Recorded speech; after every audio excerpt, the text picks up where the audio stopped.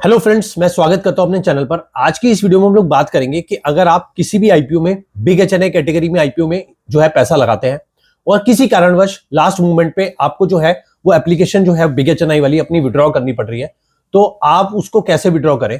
देखिए, मैं आपको बताऊं, अगर आप सीधे तरीके से जाएंगे तो आप जो है वो उस पर्टिकुलर आईपीओ को, जो आपकी बिड है बिग एचएनआई कैटेगरी की, वो आप उसको विड्रॉ नहीं कर सकते, क्योंकि जो एचएनआई कैटेगरी की जो वो बिड्स होती हैं उसको आप कैंसिल तो बिल्कुल भी नहीं कर पाएंगे। This is also applicable for small HNI category also, but अभी हम सिर्फ यहाँ बिग एचएनआई कैटेगरी की बात करेंगे।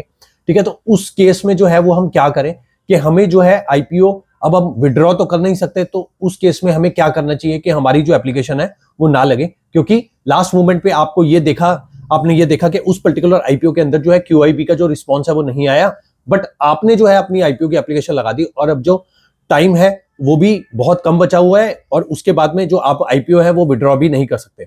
तो उस केस में आप क्या करिए, मैं आपको बताता हूं। आप उसी पर्टिकुलर जिस भी डीमेट अकाउंट से और जिस भी पैन कार्ड से आप वो कर रहे हैं बिग एचएनआई कैटेगरी में, उससे जो है एक एप्लीकेशन और लगा दें।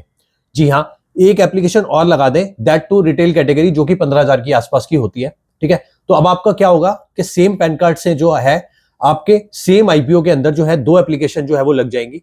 एक आपने बिग एचएनआई कैटेगरी में लगाई और एक अब आपने रिटेल कैटेगरी में अप्लाई कर दी। तो इससे क्या होगा, दोनों की दोनों एप्लीकेशन जो है वो कैंसिल हो जाएंगी, कंसिडर्ड होंगी ही नहीं। बिग एचएनआई कैटेगरी की भी एप्लीकेशन कैंसिल हो जाएगी और वहीं रिटेल कैटेगरी की भी एप्लीकेशन कैंसिल हो जाएगी।